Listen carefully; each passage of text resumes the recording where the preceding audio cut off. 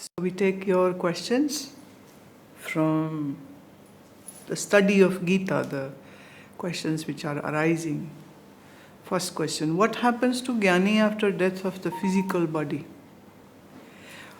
What happens is that the body just immerses in the elements, and that's it. Like in a state of sushupti or the deep sleep, the mind goes into the ocean of not knowing or ajnana, and the self is the one who is witnessing the state of sushupti. So it has no implication on the self, the seer. Similarly, the physical death, the body, which is product of the 5 basic elements, just merges into the 5 basic elements. That's why in the Hindu tradition burns the body, because this dissolution of the body will happen much quickly. So this wooden pyre is created and the body is kept in and burnt, and just in few hours the solid body turns into an ash. The water part of the body just evaporates. Air actually has already left the body. The Dhananjaya prana is the one which is working up till the decomposition is total. And all these activities are happening in the ether, in the akasha. So the gross body just merges into the subtle body, and after few days, what Hindus do is that they will collect whatever small little bones which are left and then take it to Ganga and will just immerse it over there. And so it's like whatever was left is given to the river, and the river is going to spread it out in its all terrain. So the Ganges, the delta of Ganges, actually, if I say, the underneath soil of Ganges is actually just filled with those millions of bodies which the part of there has been immersed by their loved ones in the Ganges, because the Hindus also believe that Ganges is the most sacred. Technically and scientifically speaking, it is the one river which has a bed where the earth's magnet is the strongest. And that's one of the reasons that the Ganga water, if you keep it in a bottle for years, it will not have any worms cropping up into it. It stays just like that. It's so strongly magnetized water. So the Ganga is also considered to be the purifying river, the most sacred. So where should the remains of that mortal body go? They say in the most sacred place.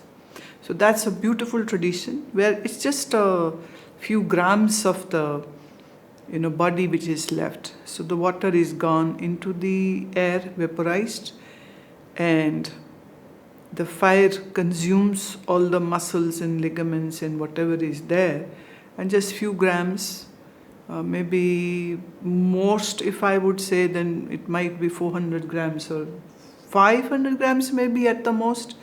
Those parts which couldn't be turned into ash, so those are collected and it goes in. That will happen to a person who is not enlightened. That's going to happen to a person who is enlightened. So because the body's mechanics are going to be same, there isn't going to be any difference. You can't say that, oh, Jnani's body will suddenly exhume some fragrance out of it. These are all, mythological stories which the followers wish to create for their masters and gurus, and they say the body was oozing out fragrance and this and that. Well, that's not true. Yeah, in certain cases, if it's a Jnani is also a yogi, then we have heard actually, I would say, that the body doesn't go through that rapid change. So it takes a little more longer time. And that's why in the yogis' case, sometimes they are not burnt, their bodies are just buried. Because why it is important to burn for a normal person is that this person has so much of attachment with the physical frame that there's a possibility that the individual soul doesn't understand that the body is gone. So the body is burnt. The body is burnt. But in case of a yogi or in the case of a jnani, they say it doesn't matter. It's like just last month, one of my childhood friends, Swami, he died. So what they do is they make the body sit up in a sitting up position, not in a prone position, and then bathe him and dressed him up with a new set of clothes, and then put the tilak, garlanded him, and all the other sadhus were just doing kirtan and singing and dancing. They lift him up in a palanquin and take to the Ganges, and then tie a big rock with the body and just put it in the Ganges.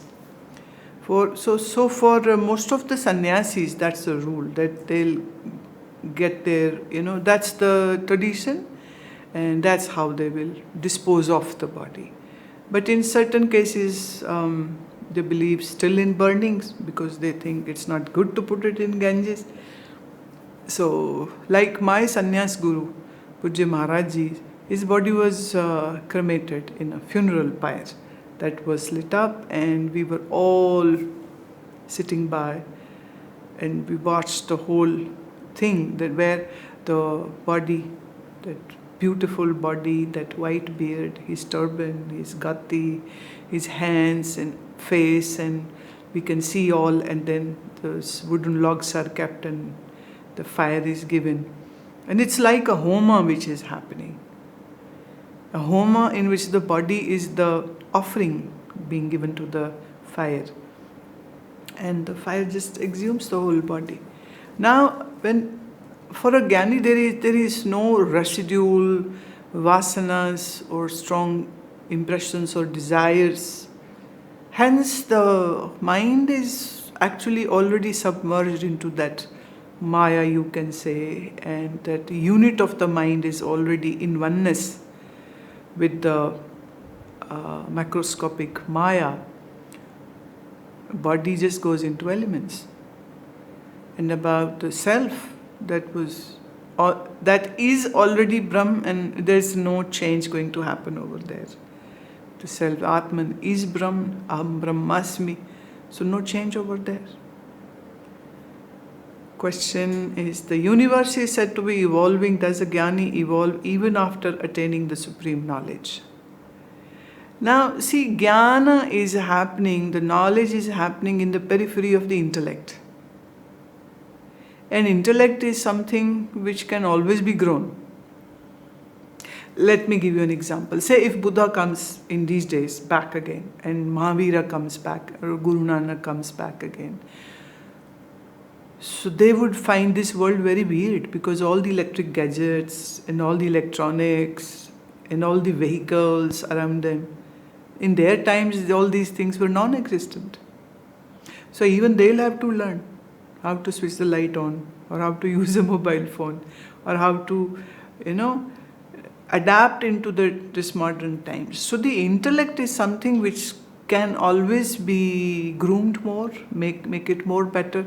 For example, the intellect's purpose of understanding the Brahma Vidya was to realize what the self is. But pertaining to the external world, like if you put me in an aeroplane and make me sit in the cockpit and say that, okay, now you fly, because you are a jnani, so now fly the plane. I cannot. Or you put me in a satellite and you ask me to run it and take it to the orbit of the moon. I cannot do it. So if I want to do that, then I'll have to learn. And one point more which I would say is that to evolve the intellect or not, that's a very personal choice of the jnani.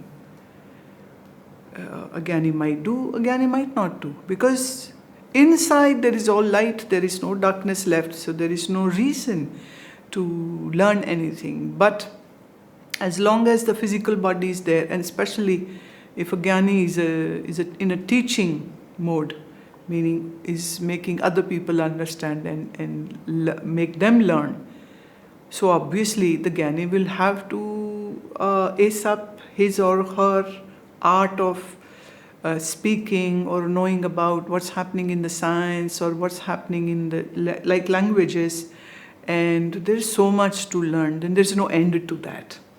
But for the self, there is no reason to learn anything. So this evolvement can be just pertained to the external world, or if the person is going to interact with others. Like if somebody comes here speaking French, other than just few words, I don't know. I cannot converse with them. If somebody comes of Spanish, I can manage. But if somebody speaks German, I cannot. Romanian, no. Czech, no. Now, if I want to, so either I learn or I tell them to go and learn English or learn Hindi if you want to understand me. So these are things which have actually no binding onto the jnani. So that evolvement, if we say, is just to do about the interaction with others, not about self. So in a way there is no need for any kind of evolvement.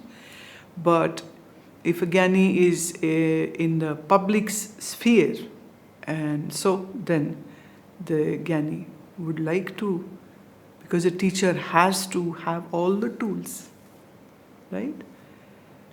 Question: how does a jnani yogi experience samadhi? Does a jnani yogi experience kundalini energy like in Raj Yoga? See, kundalini is a very big thing for most of the Westerners, and even in India also there are a section of people who are going gaga over the kundalini. But in the field of the self-realization, kundalini doesn't play any role at all. And kundalini is not something which a Vedantic student should aspire for also. It's just an experience.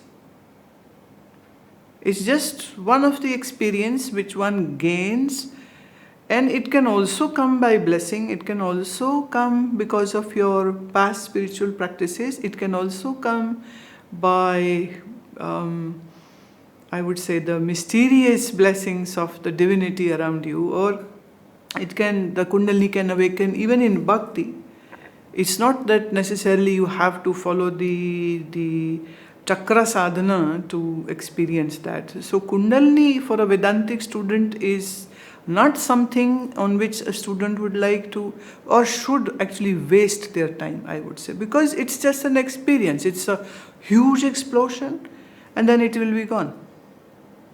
So you can have that experience or not have the experience, doesn't make any difference at all. And all those stories which people have been listening or reading about, it's magical and right away this happens and that happens, it is, I would say, more of an exaggeration. And people love those mysterious exaggerations, and they have so many stories, they have so many divine places which they think are hidden in Himalayas, like Shambhala or Siddhashrams, where all these yogis are living, right? And then they said those yogis are not visible to naked eye. And how did you find out? Now the writer is trying to say, I have that great vision and you don't have.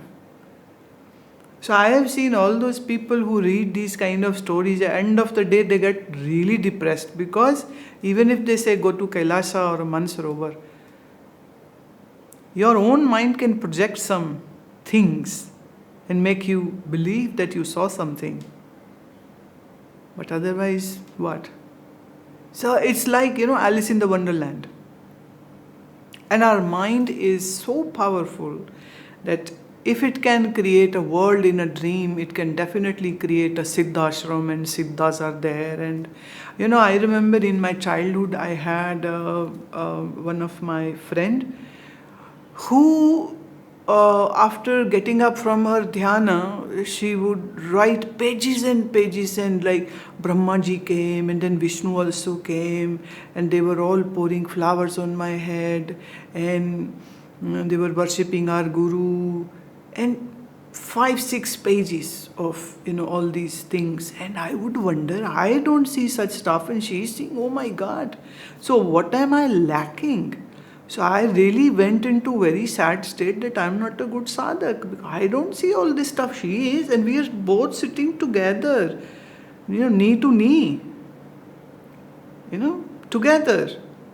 But one day what happened? As I opened my eyes, it's sometimes very difficult to open your eyes after a deep meditation, and I'm trying to open my eye, and I just, I just looked like this. And she was winking towards me, looking as if I have opened eyes or not. Oh my God, that day I understood that she was kind of competing with me. That who opens the eyes first? That was silly, but that was her game. And the more, I explored this whole thing, this came out that, well, mind is very creative. And mind can be very imaginative. And surely there can be some great experiences when you are meditating. But for a Vedantic student, Kundalini or these special experiences are not to be sought after. Rather, they become very big obstacles.